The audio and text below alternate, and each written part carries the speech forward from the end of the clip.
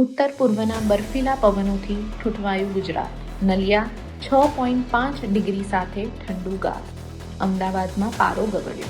ઉત્તર પૂર્વીય દિશા તરફથી ફૂંકાઈ રહેલા બર્ફીલા પવનના કારણે ગુજરાતમાં કાતિલ ઠંડીનું મોજું ફરી વળ્યું.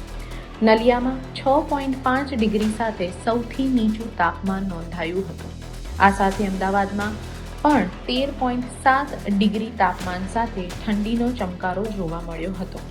ગત રાત્રે નલિયા ઉપરાંત જ્યાં ઠંડીનો ચમકારો વધારે અનુભવાયો તેમાં ડીસા, ગાંધીનગર, ભુજ, રાજકોટનો સમાવેશ થાય છે. રાજકોટમાં 11 ડિગ્રી સાથે સરેરાશ લઘુત્તમ તાપમાનમાં સામાન્ય કરતાં 1.5 ડિગ્રીનો ઘટાડો નોંધાયો હતો. હવામાન વિભાગની આગાહી અનુસાર આગામી 3 દિવસ ગુજરાતના તાપમાનમાં ફેરફારની સંભાવના નહિવત છે.